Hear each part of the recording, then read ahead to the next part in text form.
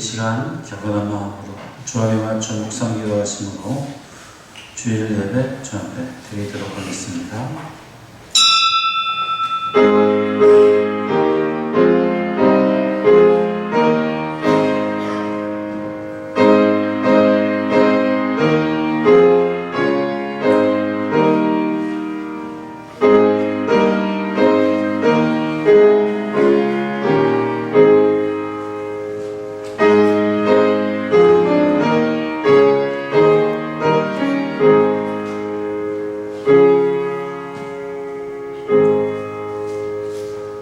살아계신 아버지 하나님 참 감사합니다. 주님께서 우리 가운데 은혜를 허락하여 주셔서 귀한 주일 나올 수 있게 주신 것 먼저 감사합니다. 하지만 나올 때 기쁨으로 승리자로 나온 이들도 있사오나 모든 근심과 걱정과 염려를 가지고 나온 자도 있습니다. 이 시간 성령 하나님 우리의 마음을 다스려 주시고 편케하여 주시사 모든 죄악은 도말하여 주시고 모든 근심과 걱정과 염려는 아버지 앞에 주의 십자가 앞에 내려놓사오니 하나님 편케하여 주시고 해결하여 주시고 치유하여 주시옵소서. 오직 주님께 예배하는 이 시간 악한 것 틈타지 않게 하여 주시고 살아계신 아버지께만 영광 돌리는 귀하고 복된 시간 되게 하여 주시옵소서. 예수 그리스도의 이름으로 간절히 기도했사옵나이다. 아멘. 다 함께 자리에 일어나셔서 찬송 32장 읽게 하십니다.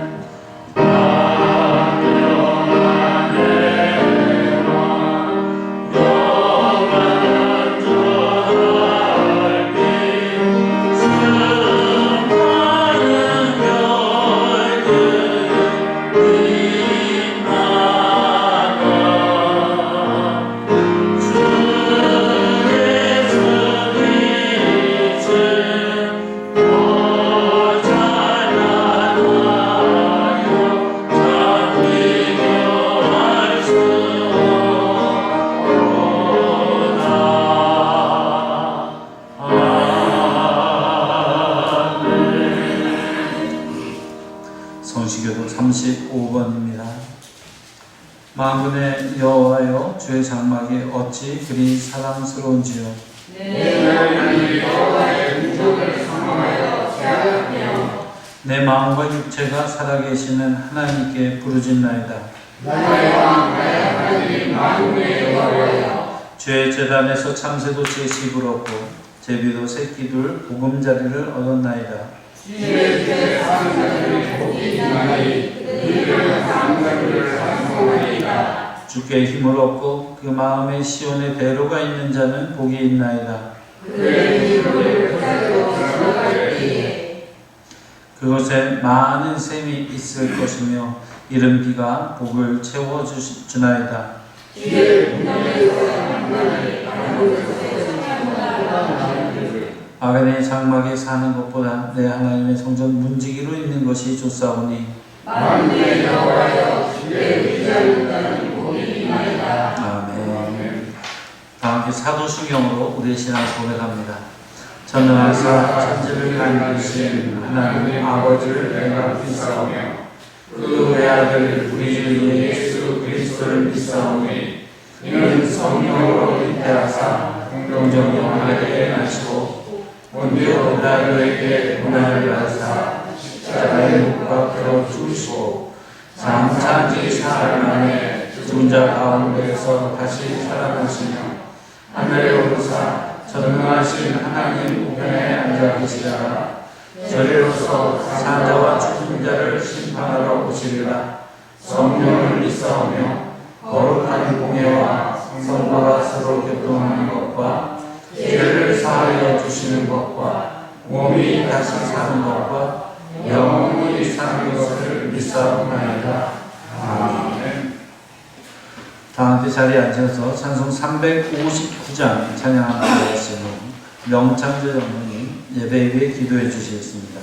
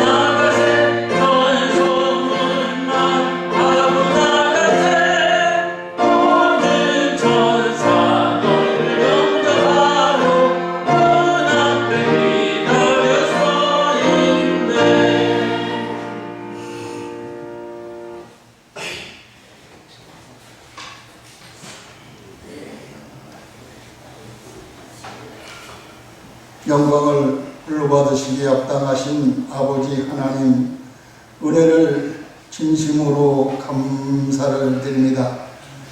죽을 수밖에 없고 위험한 가운데서도 살려주사 때를 따라 일용한 양식으로 채워주시고 보살펴 주시어서 오늘 하나님 앞에 예배드리게 하여 주셔서 감사합니다. 코로나19 때문에 많은 백성들이 함께 예배드리지 못하고 유튜브로 곳곳에서 예배드리는 곳에 함께하여 주시옵소서. 이 땅 위에 모든 백성들이 하나님 코로나19 때문에 어려운 중에 있사오니 이제는 코로나19가 종결되고 회복되어서 모든 백성들이 자유롭게 하나님께 영광을 돌릴 수 있도록 은혜를 베풀어 주시옵소서. 미국등계를 사랑하심을 감사합니다. 특별히 우리 국등계 유치부, 인연부, 초등부, 중고등부 하나님께 늘 보살펴 주시고 예수 안에서 믿음으로 잘 성장할 수 있도록 하나님 도와주시옵소서. 특별히 우리 청년회를 사랑하여 주사 하나님이여 우리 군문의 군대생활 아버지 이겼군 하나님께서 건강한 가운데 군대생활 잘 하게 하여 주시옵소서. 우리 청년이 김다정 하나님께서 건강으로 보살펴 주시기를 기도합니다. 우리 복생에 속한 모든 성도들에게 은혜를 베풀어 주시고 하나님께서 늘 지켜주시기를 원합니다. 일부 예배를 드리는 어르신들을 건강으로 보살펴 주시고 우리 복된교회 예배드리는 모든 성도들, 소속된 모든 성도들에게 은혜를 베풀어 주시되 믿음, 소망, 특별히 건강 주시옵소서. 구별되어서 하나님이 원하는 성도 되게 하여 주시고 하나님이 원하는 성도는 하나님께 깨어 항상 기뻐하고 싶지 말고 기도하고 범사에 감사할 수 있는 성도들 되게 하여 주셔서 확실한 믿음, 굳건 믿음, 필단성 믿음 주시고 하나님께 주신 그 사명을 감당하도록 은혜 후에 은혜를 더하여 주시옵소서.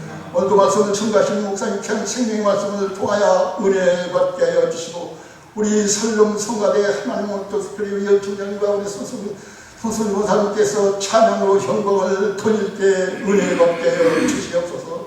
우리 복된 속한 모든 성도를 한 사람도 빠짐없이 하나님 생명에 기록하여 날마다 저들은 하나님 앞에 기도하는 성도 되게 하여 주시고 이 땅에 하나님 택한 백성들은 구별되어서 하나님이 원하는 뜻은 이 땅의 모든 사람들 죄를 범치 않도록 보살펴주고 때를 따라 어느 곳에 있든지 하나님께 기도하고 하나님 주신 것을 감당하도록 은혜 후에 은혜를 더하여 주시옵소서.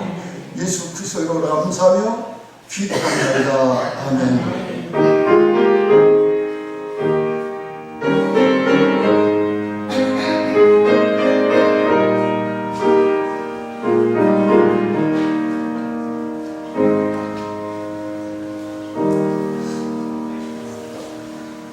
성경 말씀은 신약성경 히브리서 5장 11절에서 14절까지의 말씀입니다. 히브리서 5장 11절에서 14절 한 절씩 번갈아 교독하겠습니다. 멜기세덱에 관하여는 우리가 할 말이 많으나 너희가 듣는 것이 두나무로 설명하기 어려우니라. 때가 오를 때를 두고 너희가 마땅히 선택을 못하는데 너희가 다시 하나님의 말씀을 소홀히 대하여 누구에게서 가르침을 받아야 할 것이니 단단한 음식은 먹고 정신하고 자가 급하노라. 이는 젖을 먹는 자마다 어린아이니 위의 말씀을 경험하지 못한 자요. 단단한 음식은 장성한 자의 것이니 그들은 시각을 사용하고 연단을 따라 생각을 구별하는 자들이니라. 아멘. 오늘은 특별히 이형준 장로님, 손준실 원장님 가정에서 특성으로 영광 돌리시겠습니다.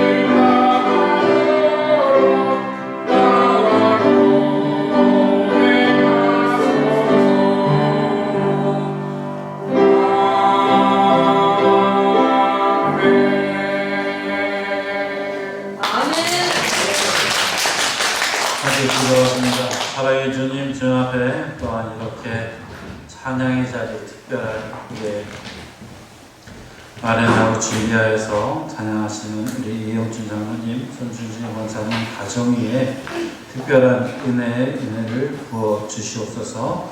가정의 사업 위에 찬양이 감사가 끊이지 않게 하여 주시옵시고 자녀 손들이 믿음 가운데 성장할 수 있도록 주여 지켜 주시옵소서. 이 시간 우리가 함께 말씀 나눌 때 성령 하나님 들을 귀를 열어주시고 전한 자의 입술을 성령으로 주장하여 주이사 오직 주의 말씀만을 선포하는 귀한 시간 되게 하여 주시옵소서. 이 시간 온전히 주님께 의탁하오며 예수 그리스도의 이름으로 간절히 기도드렸사옵나이다. 아멘. 감사합니다. 오늘 저희가 함께 말씀을 나누고자 원하는 것은 믿음 키우기. 그 중에서도 한마디로 믿음은 스스로 자라지 않습니다. 우리가 이 말씀만 기억하시면 됩니다. 저희들은 어렸을 때 제크와 콩나무라고 하는 동화를 많이들 들어보셨을 겁니다. 한 아이가 암소와 콩을 바꿔서 가져오자 엄마는 노하였고 콩을 뒤곁에 버립니다. 근데 놀랍게도 자고 일어났더니 이 콩이 자라나는데 너무나도 높게 자라서 하늘까지 닿은 겁니다. 제크란 아이가 그 콩나무를 타고 하늘까지 올라갔다가 여차저차 해서 그곳에 살던 거인으로부터 황금알을 낳는 오리를 이렇게 훔쳐가지고 내려오는 이야기입니다. 그런데 여기에서 우리가 기억해야 될 건 사실은 이게 권선징악인 것 같지만 사실은 그렇지도 않아요. 다만 제크와 콩나무 가운데 우리가 기억하는 것은 하나, 콩을 갖다 밖에다 던졌더니 하룻밤 사이에 하늘까지 닿더라. 근데 이것이 우리들 가운데 마치 현실인 것처럼 기대하고 바랄 때가 있습니다. 특별히 이것이 믿음에 대해서는 특별히 그렇습니다. 내가 교회에 나와서 갑자기 믿음이 모세처럼, 갑자기 내가 순교했던 스데반 집사처럼 믿음이 확 자라버리는 상상을 하게 됩니다. 아무것도 아니었는데 하나님께서 들어 쓰시니 큰 인물이 되었던 기드온을 배우면서 우리는 나도 오늘 밤 자고 내가 하나님만 만나면 내가 오늘이라도 당장 믿음의 용사가 될 것 같은 착각에 빠지기도 합니다. 믿는 자들을 그렇게 괴롭히고 박해하던 바울이 다메섹으로 가는 도중 예수를 만나고 나서부터 인생이 완전히 바뀌어서 죽음도 두려워하지 않는 하나님의 사도가 된 것을 우리가 보면서 나도 오늘이라도 가는 길에 주님을 딱 만나면 내 삶이 180도 바뀌어서 온전히 주님을 위해서 죽기까지 살 수 있을 것 같은 착각을 하게 됩니다. 그러나 이것은 착각입니다.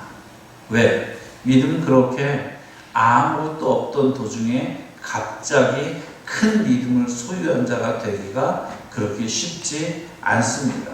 물론 성 어거스틴과 같은 자는 방탕한 생활을 하다가 주님의 말씀을 딱 깨닫고 나서부터 180도 바뀐 삶을 살게 됩니다. 우리가 여기서 알아야 될 것은 사실 어거스틴이건 모세건 또는 바울이건 방황할 때에도 그에게는 끊임없는 말씀의 교육이 되고 있었고 어머니의 기도가 있었고 하나님의 특별한 가르침들이 있었다라는 그 양분이 있었기에 그가 확 바뀌고 나서 주의 일들을 감히 감당할 수 있었다는 것을 우리는 압니다. 그런데 착각하는 게 뭡니까? 내가 교회를 오래 다니면 그 연수만큼 내 믿음도 자랐겠거니 하는 것이 착각입니다. 오늘 본문의 말씀은 히브리서 5장에 있는 말씀인데요. 히브리서 5장 오늘 본문인 11절 이전에 10절까지 무슨 얘기가 나오냐면요. 멜기세덱이라고 하는 아브라함 당시의 인물을 이야기합니다.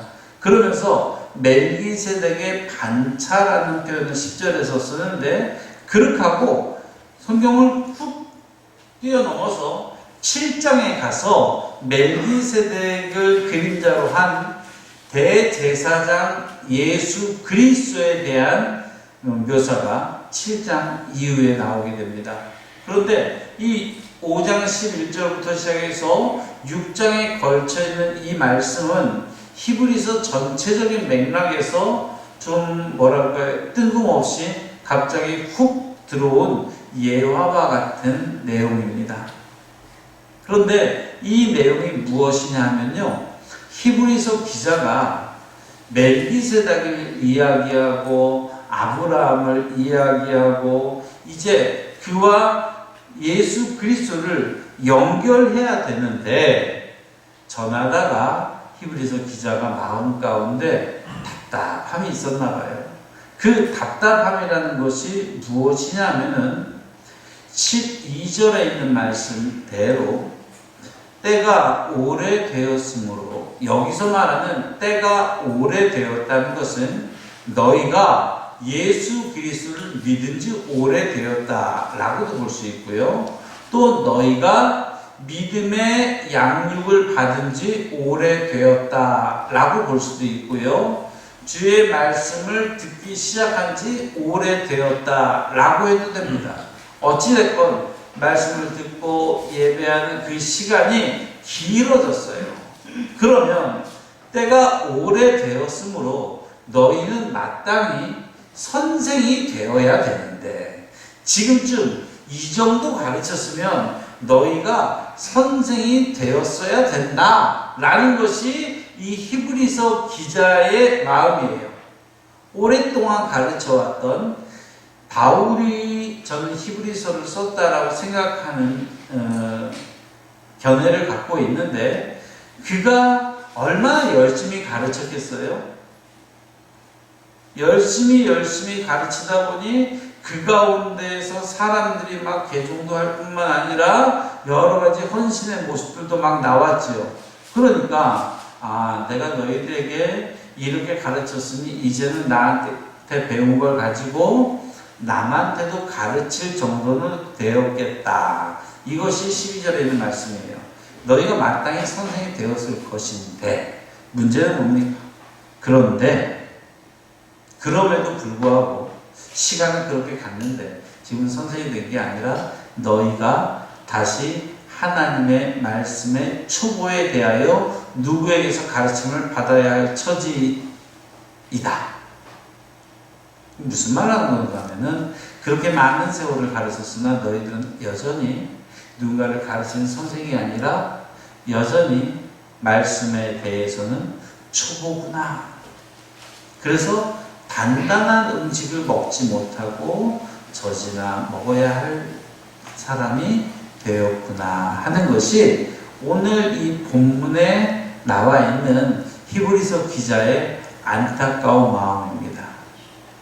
말씀을 시작하기 전 여러분들에게 말씀드릴 수 있는 것은, 우리 복된 교회 성도들은 모두가 다 시간이 흘러가더라도 스승이 되지 못한 채 젖먹이로 남아있는 어떤 이들과 같이 아니하고, 시간이 지남으로 여러분들이 믿음도 잘하고 믿음의 능력도 자라 다른 이들을 주님 앞으로 인도하기도 하고 그들을 가르칠 수도 있는 귀한 믿음의 용사들이 될 수 있기를 주님의 이름으로 축원합니다. 믿음은 내가 교회에 있다 하고 자라는 게 아니라 그랬죠. 내가 예배를 드렸다 그래서 만족하는 것이 아니라 하나님이 받으셔야 되고요. 믿음이라는 것은 내가 듣기 싫어도 배워야 됩니다. 그렇지 않고서는 절대 자라나지 않아요. 성경을 읽을 때에 내가 성경을 10번 읽고 20번을 읽으면 그 뜻이 다 보일 수 있다면 얼마나 좋겠습니까? 그러면 다른 것들 다 물리쳐 두고 그것만 하면 될 것 같아요. 그렇지가 않아요. 내가 10번, 20번을 읽는 것도 중요한데 하나님의 영이 하나님이 나를 가르치시고 그 말씀을 내가 있는 그대로 받아들이지 않으면 그 말씀은 절대 내 안에서 어떠한 양분도 능력도 되지 못한다는 것입니다. 여러분들의 믿음이 정말로 자라나기를 원하신다면 한번 우리가 본문을 보지요. 하나님과의 관계라고 하는 측면에서 믿음이 자란다는 것이 어떤 것인가 한번 볼까 합니다. 여러분들은 어느 단계인가 살펴보시면 되고요. 성경 가지신 분 이사야서 45장 한번 펼쳐봐 주십시오. 이사야서 45장 18절에서 25절입니다.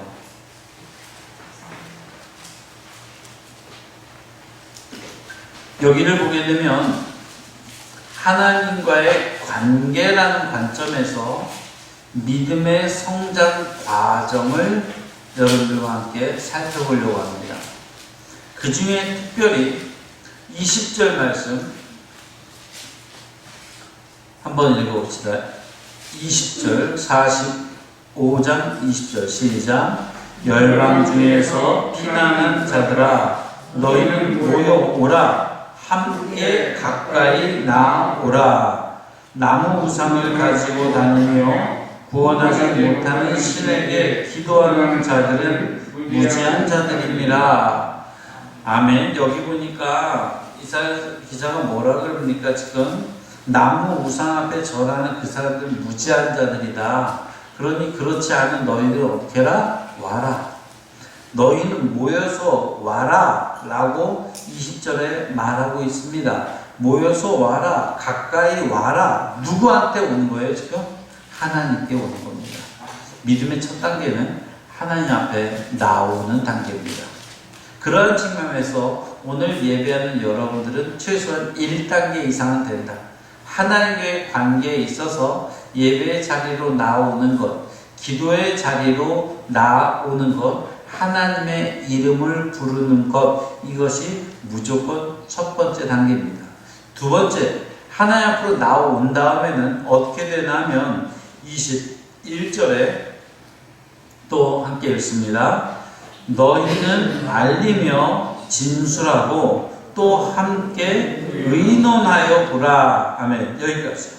여러분, 알리며 진술하고 또 함께 의논하여 보라. 하나님께 나온 사람들은 이제 누구를 만납니까? 하나님을 만납니다. 그리고 그 하나님과 교제를 하게 됩니다. 하나님과 영적인 교제를 하는 가운데 우리는 하나하나 깨닫게 됩니다. 예전에 알지 못했는데 그 모습들이 보이기 시작합니다. 예전에 내 가정 가운데 나의 인생의 역사 가운데 도무지 이러한 일이 왜 일어나는지 알 수 없어서 왜 나에게만 하필이면 이러한 일이 벌어지느냐 라고 하는 것들이 하나님과의 깊은 교제 가운데 질문이 바뀌어버립니다. 한국의 김동호 목사님이라고 하는 나름대로 굉장히 알려지신 어린 목사님이 계신데 그분이 암이 걸렸어요. 암이 걸려서 페이스북에다가 이런 글을 쓴 걸 본 적이 있습니다. 암이라는 사실을 딱 깨닫고 나서 하나님 앞에 나가서 따졌대요. 내가 평생도록 하나님 보시기에 그래도 성실하게 목회를 했고 이제 은퇴를 해서 그래도 기도하면서 평안히 가야 될 텐데 하나님 하필이면 왜 내게 이러한 암이라는 질병을 주셨습니까? 몇 날 며칠을 하나님과 교제하면서 이 질문을 던지는데 답을 하지 않더래요. 그런데 그 글을 쓴 날 아침에 문득 하나님께서 말하는데 그 질문이 너무나 충격적이었다고. 하나님이 이렇게 반문하시더랍니다. 왜 넣으면 안 되는데? 처음 이 목사님이 하나님께 드렸던 질문은 하나님 하필이면 왜 내게 이런 암을 주십니까? 라고 했는데 한참 기도하는 가운데 하나님께 반문을 듣기를 왜 너는 안 되는데? 라는 그 질문을 듣고 나서 이분이 충격에 빠집니다. 그렇다면 내가 이 상황을 어떻게 맞닥뜨려야 되는가? 하나님이 내게 주신 이 질병 앞에서 과연 나는 어떡할 것인가? 새로운 고민들을 하기 시작했다고 합니다. 여러분들의 문제를 가지고 나와서 하나님 앞에 상의해 보신 적 있으십니까? 기도하면서 하나님, 제가 어떻게 살아가야 될까요? 하나님, 이렇게 해야 될까요? 저렇게 해야 될까요? 이미 답을 가지고 나와서 하나님 이대로 해주지 않으면 나 하나님 믿지 않을 거예요. 이러한 결제하듯이 투정 부리는 것 말고 처음 문제가 생겼을 때부터 하나님, 이 문제를 어떻게 해야 될까요? 라고 무릎 꿇어 기도해 보신 적이 있으십니까? 하나님께 나오는 단계를 좀 더 넘어서게 되면 그거보다 좀 더 잘한 믿음을 가진 이들은 이제 하나님 앞에 상의하기 시작합니다. 믿음의 동료들과 상의하기 시작합니다. 서로 알리고 진술하고 함께 의논합니다. 그 의논이라고 하는 것은 내 생각을 관철시키는 것이 아니라 혹시나 내가 놓친 하나님의 뜻이, 계획이 있는지 물어보는 겁니다. 함께 기도해 달라고. 함께 기도하는 가운데 내가 어떻게 하는 것이 하나님께 영광이 될 수 있는지 알려달라고 묻는 겁니다. 세 번째 단계는 22절입니다. 같이 읽어봅시다. 땅의 모든 끝이여 내게로 돌이켜 구원을 받으라. 나는 하나님이라 다른 이가 없느니라. 여기에 우리가 가진 개역개정 성경에 땅의 모든 끝이여 내게로 돌이켜 구원을 받으라. 여기서 말하는 내게 돌이키다, 이 표현이 이전 버전, 개역개정 이전의 것에는 이렇게 나옵니다.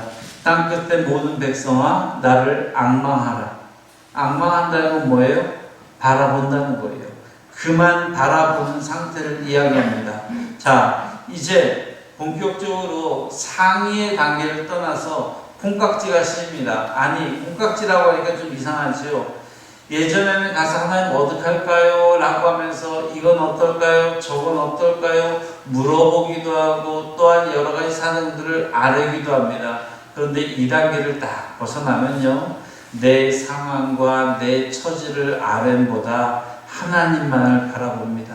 하나님이 가시면 나도 가고 하나님이 멈추면 나도 멈추고 하나님만 앙망하는 겁니다. 하나님만 바라보는 것, 그것이 믿음의 세 번째 단계입니다. 이 관계가 되게 되면 그 다음부터는 하나님을 잘 봐요. 주님을 잘 봐요. 왜? 놓치면 안 되니까. 어린아이가 시장통에서 엄마를 따라가는데요, 엄마를 갖다가 잠시라도 놓치고 다른 데 한눈 팔다 보면 큰일 나죠. 그런 것처럼 이 세상 살아가면서 조금이라도 내가 주의 흔적과 발자국을 놓치면 안 되니까 그만을 바라보게 됩니다. 이것이 앙망하는 단계입니다. 이 앙망하는 단계에 들어간 사람들은 이야기합니다. 이 세대를 본받지 말고 오직 마음을 새롭게 함으로 변화를 받아라. 이 변화가 뭡니까? 내가 좋아하는 것들, 내가 사모하는 것들에서 멈춰서지 아니하고 주님만을 바라보는 것입니다. 이사야서의 40장 31절에서 다른 표현을 하기도 합니다. 여호와를 앙망하는 자는 새 힘을 얻으리라.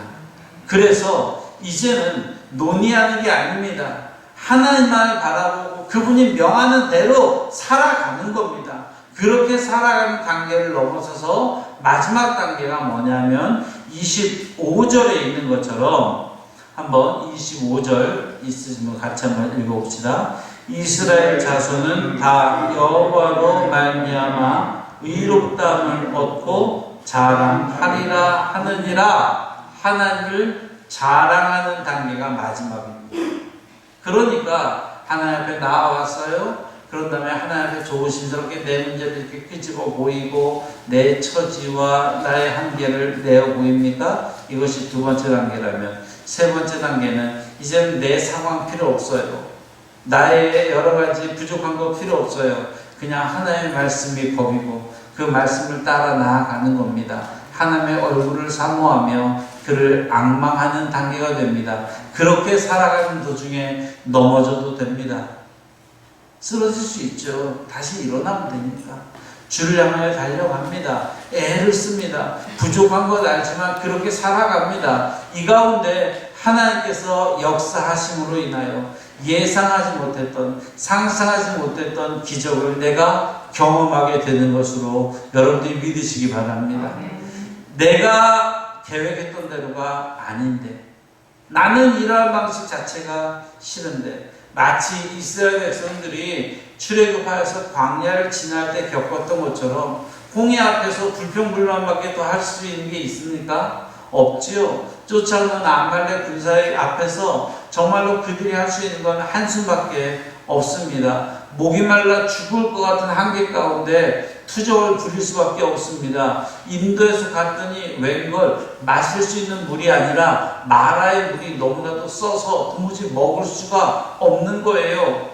또 물만 먹어서 배가 차는 게 아니니 우리를 굶어 죽게 하려고 데리고 나오느냐고 투정을 부리는 게 그들의 한계였어요. 그런데 그들이 경험한 게 뭡니까?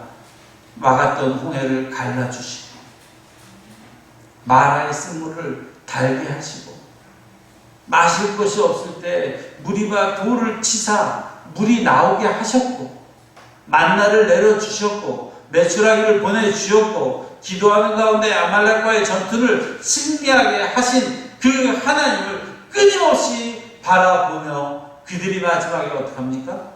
그죠? 하나님을 찬양할 수밖에 없는, 하나님께 영광 돌리며 그 하나님을 자랑할 수밖에 없는 단계에 빠져들게 되는 겁니다. 저와 여러분들이 하나님으로 인하여 그분을 자랑할 수 있는 믿음들이 되시기를 주님의 이름으로 축원합니다. 스포츠 경기를 보게 되면 요즘 손흥민이 아주 축구에서 나라예요, 나라. 그 사람 나오면요 언제라도 한 골을 넣을 것 같은 기대를 하게 됩니다. 그런데 이 손흥민이 영국에 처음 갔던 해는요, 이 독일에서 날던 사람이 영국 프리미어 리그로 가서 첫 해에는 완전히 줄을 씁니다. 그래가지고 내가 다시 독일로 돌아가야 되나, 내가 축구를 이거 더 해야 되나, 이러한 지경에 빠졌다고 합니다. 근데 그것을 아버지 때문에 벗어났다 그래요. 아주 간단했대요. 이 독일에 있다가 영국 높은 리그로 오니까 교만했었는지 운동을 조금 등한시하게 되고, 그래서 그 아버지가 보니까 얘가 살이 쪄가지고 뛰는 게 신기해 보이더래요. 그래가지고 춘천으로 불러가지고 너 지금부터 아무것도 하지 말고 하루에 슈팅 연습 1000개씩 해. 하루에 공을 1000번씩 차서 올 때나 넣다 보니까 몸에 있던 살이 다시금 빠지고 근육이 회복되면서 2년차 때부터 매해 2골 이상의 골을 넣고 지금은 이미 그 기록을 넘어서 한국의 최고의 자리에 오른 사람입니다. 제가 말하려고 하는 것은 이것입니다. 아무리 잘하는 사람도요, 슬럼프라는 게 있을 수 있어요. 분명히 이렇게 하면 됐었는데 그게 안 먹히더라는 거예요. 운동선수뿐만 아니라 공부하는 사람들도 마찬가지입니다. 사람과 사람 사이의 관계에 있어서도 마찬가지입니다. 이러한 슬럼프를 누구나 겪게 되죠. 그때 여러분들은 어떡합니까? 이것이 사람과의 관계나 운동선수에게 일어난 일이 아니라 만일 영적인 슬럼프라면 여러분들은 어떡하겠습니까? 믿음이 하나님과의 관계의 측면에서 계속해서 발전하면 좋겠는데 내가 오래 믿은 것 같은데 내 믿음이 갑자기 아무런 의미가 없는 것처럼 보여지고 도무지 내가 지금까지 뭘 믿었는지 허무하게 여겨지고 내 믿음의 영적 슬럼프가 오게 될 때 어떡할 것이냐. 그 문제를 다룬 것이 우리가 영적 지도자로 많이들 알고 있는 로이드 존스라고 하는 영국의 목사님이 영적 침체라고 하는 책을 썼고 우리나라에 그렇게 번역이 됩니다. 영적 침체에 빠지는 이유를 그 책에서 말하는 걸 간단히 말씀드릴게요. 5가지로 그분은 말하는데 영적 침체 첫 번째는 우울증적인 기질상의 문제. 그러니까 자기의 마음의 상태가 우울증적 심리 정서가 그렇게 빠질 때는 영적 침체에 빠지기 쉽다. 두 번째, 신체적 질병이나 피곤 상태가 지속됐을 때 영적 침체에 빠지기 쉽다. 이런 게 무슨 말이냐면은 일상생활에 감정적으로나 또는 육체적으로 많이 지치고 힘들 때 영적인 침체를 수반하기 쉽다라는 것을 1, 2번이 말하는 거고요. 세 번째로는 놀라운 영적 체험 후 일시적으로 일어나는 반작용. 즉, 너무나도 큰 은혜를 경험하고 너무나도 놀라운 기쁨을 딱 경험하고 났는데 그것이 지속되지 아니하고 똑같이 그 뜨거움이 유지되지 않을 때 잠시 침체기가 오는 것처럼 여겨지더라는 겁니다. 네 번째로는 마귀의 공격이 있습니다. 이것이 문제가 되겠죠. 왜? 믿음 생활 잘하는데 사단이 공격하게 될 때 그는 거의 영적인 침체기에 빠져듭니다. 영적인 침체기에 빠져들면 제일 첫 번째 오는 게 하나님의 말씀과 그 은혜와 그 손길이 느껴지지 않고 들려지지 않는다는 겁니다. 마지막으로 다섯 번째 영적인 침체 오는 이유에 대해서 불신앙이라고 얘기합니다. 믿음이 점점 약해지게 되면 영적으로는 침체기에 빠질 수밖에 없어요. 하나님을 믿는 믿음이 약해질수록 주님이 나와 함께 동행한다는 사실이 우리에게 굳건하게 믿어져야 되는데 이 믿음이 약해지면 약해질수록 당연히 불안해지겠죠. 침체기에 있는 겁니다. 내가 하나님께 기도하면 하나님이 듣는다 라고 확신을 하는 가운데 기도하는 사람과 에이고 내가 맨날 기도해봤자 뭐 하나님이 들어주실까? 딴 사람 건 들어주는지 모르겠지만 도무지 내 기도는 들을 것 같지도 않고 내 삶에는 하나님이 뭐 하시는지 모르겠다. 이럴 때 그는 영적인 침체기를 경험하게 됩니다. 이렇게 영적인 침체기를 겪는 사람에게 이 로이드 존스 목사님은 두 가지의 방법을 제안합니다. 한번 들어보시고 기억해보죠. 첫 번째는 하나님의 말씀을 통해 자기 자신을 아는 겁니다. 영적 침체가 왔습니까? 그럴 때는 하나님의 말씀도 멀리하고 싶고 예배도 멀리하고 싶고 도무지 누가 나한테 전화하는 것도 싫고 손 내미는 것도 싫어져요. 목사와 마주하는 것도 싫어지고 내게 늘상 관계를 가져오던 집사님과도 내 문제는 말하기 싫은 상태에 처합니다. 그때 꼭 기억하십시오. 첫 번째, 말씀을 읽어야 됩니다. 말씀을 놓치면 안 됩니다. 말씀을 듣고 말씀을 읽는 가운데 그 말씀을 통해서 누구를 알아라? 나를 알아라. 지금까지 믿음에 대해서나 또는 나의 삶에 있어서 영적인 침체가 왜 왔는지 아직까지 모르는 상태예요. 그러나 말씀을 읽는 가운데 하나님 반드시 그 심령 가운데 알려주신다는 겁니다. 말씀을 읽는 가운데 찔림을 얻고 눈물을 흘리게 되고 그 가운데 거울처럼 나 자신을 보게 될 것이다 라고 이 로이드 존스 목사님은 말합니다. 첫 번째 말씀을 통해서 나를 알았다면 두 번째 하나님의 말씀을 통해서 두 번째 누구를 알아야 되느냐? 하나님을 알아야 됩니다. 이 두 가지면 해결이 된다는 거예요. 영적인 침체기에 빠졌을 때는 이 두 가지만 알면 된다. 말씀을 읽는 가운데 첫 번째 누구를 알아라? 나를 알아라. 내가 지금 어느 정도 영적인 침체에 빠져 있는지, 두 번째 내가 뭐가 문제인지, 내 한계가 뭐였는지를 알고 나서 그 다음에 어떻게 해라? 하나님을 알아라. 말씀을 통해서 하나님을 깨닫게 된다면 그 하나님이 지금 나를 위해서 얼마나 애쓰고 계시는지가 비로소 깨달아지기 시작합니다. 성경 가운데 등장하고 있는 믿음의 선진들에게 하나님이 어떻게 개입하셨는가를 읽다 보니 오늘 나를 바라보시는, 치근하게 바라보시는 그 하나님의 눈길과 그 하나님의 손길을 바라볼 수 있게 되더라는 겁니다. 즉 로이드 존스 목사님이 제안하는 영적인 침체에 있어서의 핵심은 뭡니까? 말씀을 떠나지 말아라. 믿는 자에게 말씀은 하나님의 음성과 같습니다. 이 말씀을 끊임없이 붙들고 있어야 됩니다. 그러한 가운데 나를 깨닫고 그러한 가운데 하나님을 깨닫게 된다면 다른 영적인 침체로부터 벗어날 수 있다라고 이 로이드 존스 목사님은 말하고 있는 겁니다. 이제 저는 여러분들과 말씀을 마무리 지으려고 합니다. 여러분들 믿음이 지금 어느 정도인지 스스로 아셔야 됩니다. 내가 교회에 오래 나왔으니까, 내가 믿음 생활을 오래 했고, 또 내가 호칭이 집사니까, 권사니까, 그러한 것들을 다 벗어버렸어요. 이 시간 다 그것들을 내려놓고 하나님 앞에 딱 서서 묻는 겁니다. 하나님, 제 믿음이 지금 어느 정도 됩니까? 묻는 겁니다.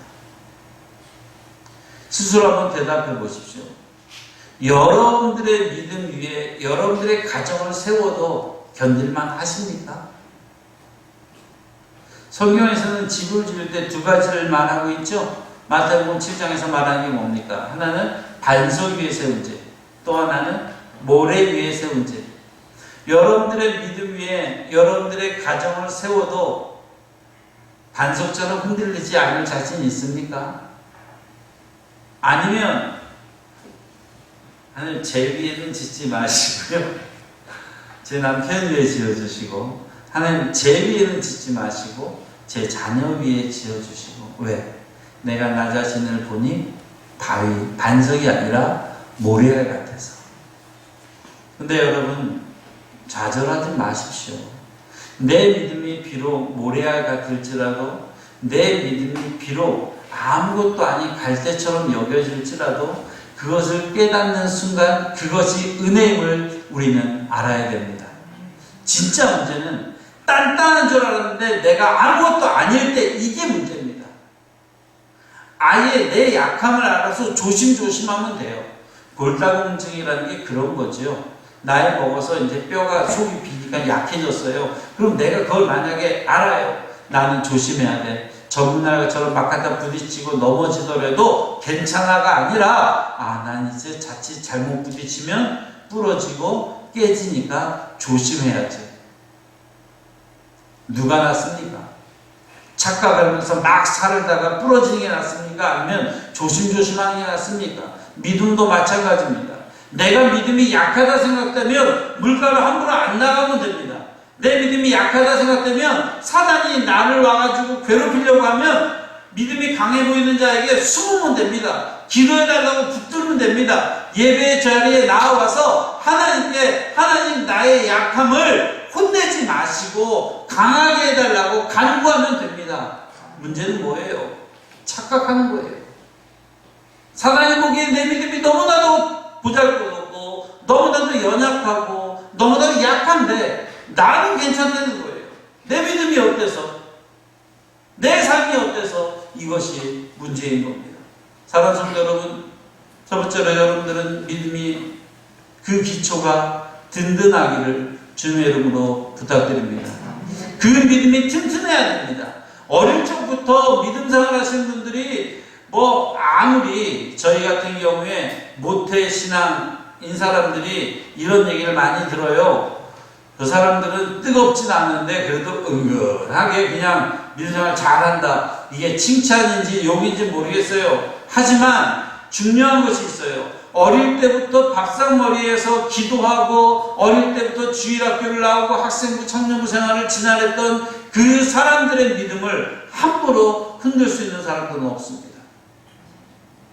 굉장히 중요합니다. 어려운 일이 닥쳤을 때 누가 시키지 않아도 어린아이인데, 이제가 유치원 다니고 이제가 초등학교 1학년인데 어려운 일 닥칠 때 엄마나 아빠보다 먼저 무릎 꿇고 기도하는 아이들을 우리는 보게 됩니다. 그게 기초입니다. 우리들은 생각이 너무나도 많아요. 그러다가 만군의 하나님 여호와를 잊어먹기도 합니다. 사랑하는 성도 여러분, 믿음의 기초를 잘 쌓으시기 바랍니다.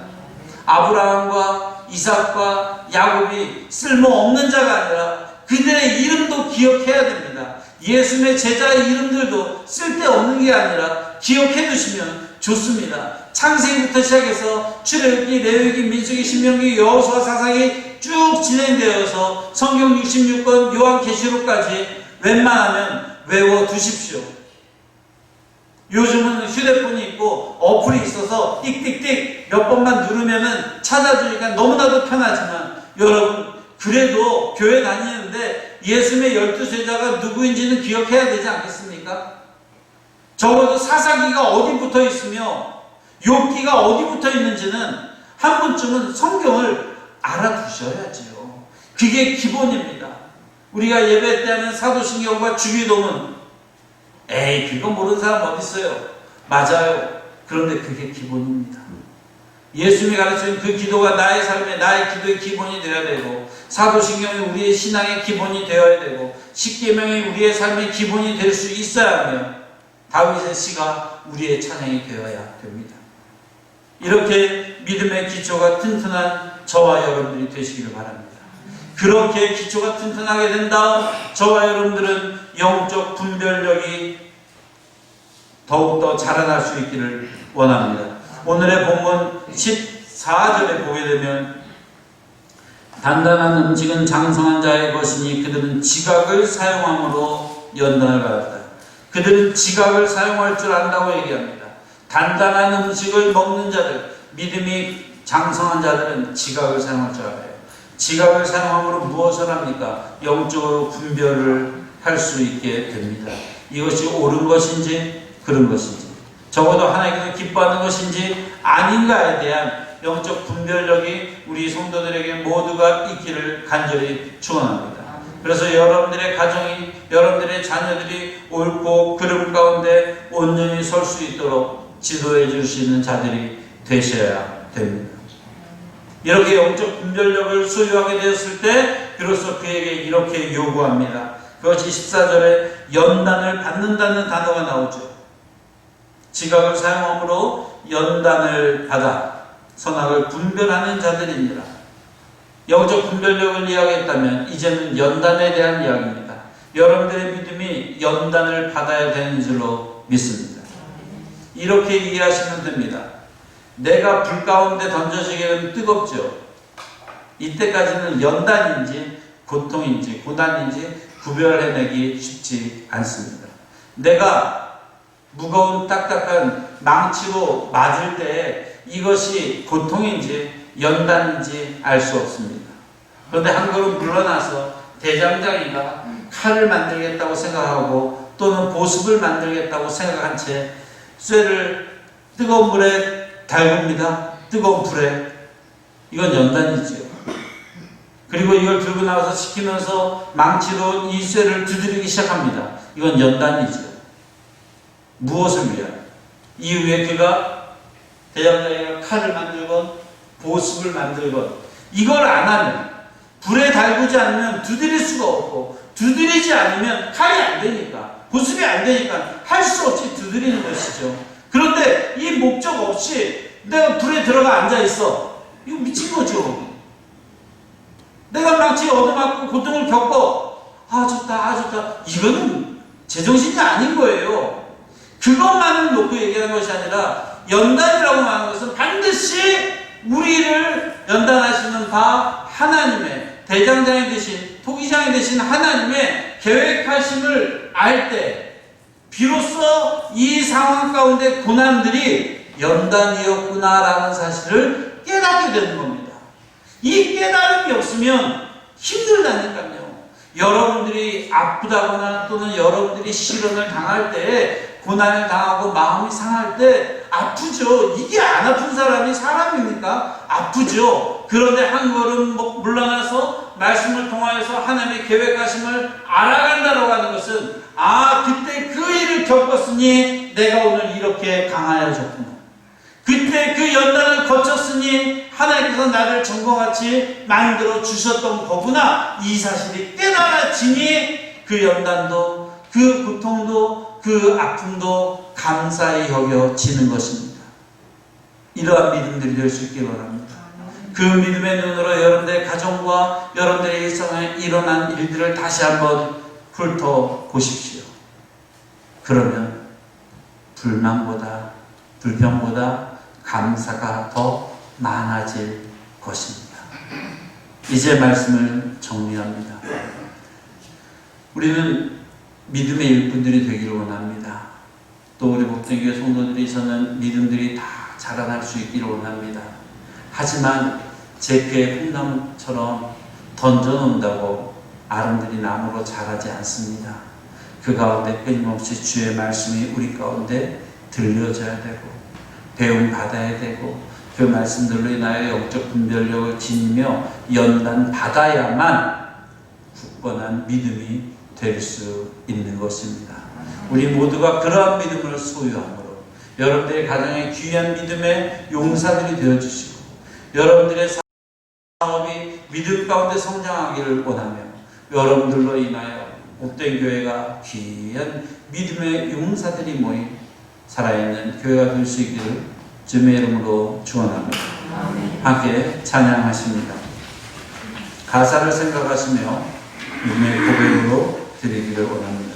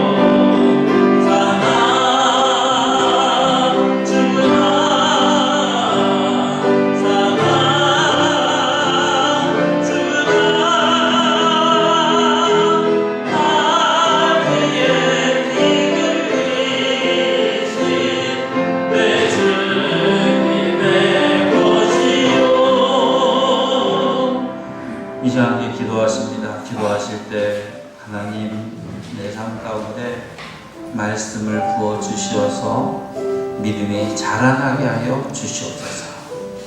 착각하지 않게 하시어서 날마다 주의 음성을 듣게 하시고 또한 우리에게 영적 분별력을 허락하시며 우리에게 연단하사 우리의 믿음이 전부와 같이 굳건하여지게 하여 주시옵소서. 다 같이 한 목소리로 기도하십니다. 사랑하는 주님, 우리에게 믿음을 주셔서 믿음이 자라나게 하여 주시옵소서. 그냥 땅에다 던져놓고 자라나길 바라지 않게 하시고 그냥 책상 위에 던져놓고 우리의 나타나지 않게 하여 주시옵소서. 우리가 그 말씀을 듣게 하시고 깨닫게 하여 주시옵소서. 우리들과 주 앞에 나아가는 역사가 있게 하여 주시옵소서. 하나님 아버지 함께 하여 주시옵소서. 주의 귀한 은혜가 역사가 우리의 삶 가운데 드러나게 하여 주시옵소서. 가족과는 날마다 싸움마다 우리의 자녀들이 걷는 학교에서도 또한 주의 기도 붙들어 주시옵소서. 믿음 가운데 굳건한 자들이 될 수 있도록 용사가 될 수 있도록 주여 함께 하여 주시옵소서. 영적인 업무 가운데 빠져있지 않게 하여 주시옵소서. 기도하게 하시고 주의 말씀을 묵상하게 하여 주시옵소서. 그 말씀들로 인하여 깨달아지게 하시고 그 말씀이 인도하게 하여 주시고 말씀도 조사하는 동안에 이 코로나19의 시대가 참으로 어렵고 안타까운 시간이 아니라 은혜의 시간이요 감사의 시간이 될 수 있도록 주여 역사하여 주시옵소서. 사랑의 주님, 우리가 주님 앞에서 우리의 믿음들이 날마다 장성할 수 있게 하여 주시옵소서. 아멘. 그냥 방치해두지 않게 하시고 책상 위에 던져두지 않게 하시고 이불장 앞에 숨겨두지 않게 하여 주시어서 날마다 주님으로 인하여 연단받고 주님으로 인하여 정결하여지며 능력 가진 믿음자들 될 수 있도록 주여 역사하여 주시옵소서. 아멘. 질병 앞에서 삶의 문제 앞에서 우리의 믿음이 약해지지 아니하도록 주님 돌보아 주시옵소서. 아멘. 주님의 장중에 우리를 붙들어 주이사 흔들리지 않게 하여 주시옵시고 마음들 상하지 않게 하여 주시옵시고 곤비하지 않게 하여 주시고 치유하여 주이사 주의 귀한 믿음의 일꾼 되어 장수가 될 수 있도록 하나님 아버지 붙들어 주시옵소서. 아멘. 우리의 믿음이 굳건하게 자라나게 하여 주시어서 지친 자들이 쉴 수 있게 하여 주시옵시고 아멘. 머물러 있던 자들이 찬양할 수 있게 하여 주시옵소서. 아멘. 우리 복된 교회가 그런 믿음의 용사들이 넘쳐난 교회 될 수 있도록 주여 축복하여 주시옵소서. 아멘. 감사드리며 예수 이름으로 기도했사옵나이다. 아멘. 광고 말씀드립니다. 저희가 코로나로 인하여서 많은 어려움들도 있지만 여러분들 스스로 조심하시고 그렇다고 너무나도 위축되지 않도록 특히나 우리의 영적인 상태를 늘 체크해 줄 수 있는 우리 성도님들이 되시길 바랍니다. 복된 성경대학 영상 강의로 진행합니다. 강의안 준비해 놨고요. 교회사 1편과 2편으로 나눠서 하는데 어제 저녁에 1편 올렸습니다. 또 여러분들이 홈페이지에 영상 보시고 필요하다고 댓글을 남겨주시면 제가 준비하는 것은 잠시 교회사에 대해서는 이야기식으로 제가 교회사를 한번 좀 풀을 필요가 있겠다. 그러니까는 교재에 있는 답을 달다 보면 너무나 딱딱하고 어렵고 이게 도대체 어디에 구석에서 튀어나온 건지 모를 때가 있어서 전체 교회사를 하나의 이야기로 편하게 쭉 듣고 나면 이렇게 흘러갔구나 라는 정도를 알 수 있도록 제가 자료를 모으고 준비하고 있습니다. 그래서 여러분들 필요에 동의하시면 글을 남겨주시고 그러면 제가 영상을 또 별도로 제작하도록 하겠습니다. 다음 주일은 예배후에 정기 당회가 있고요. 이번 주 화요일 날 영복교회에서 경일로에 정기 노회가 있습니다. 잘 마치고 올 수 있도록 기도해 주시기 바라고 예배에 대해서는 당분간 그대로 진행하나 조만간 수요일과 금요일 회복을 하려고 합니다. 여러분들과 꼭 기도하면서 응원해 주시기 바랍니다. 오늘 이렇게 찬양해 주신 우리 장로님 가정 다시 한번 감사드리고요. 또 원하시는 가정들이 있으면 언제나 신청해 주시되 잘하고 못하고 어디 있습니까? 하나님께서 기뻐 받으시면 최고의 찬양인 줄로 믿습니다. 신청해 주십시오. 그리고 다 함께 일어나셔서 주기도문 찬양 함께 하시며 헌금에서 기도 후 축도함으로 예배를 마치겠습니다.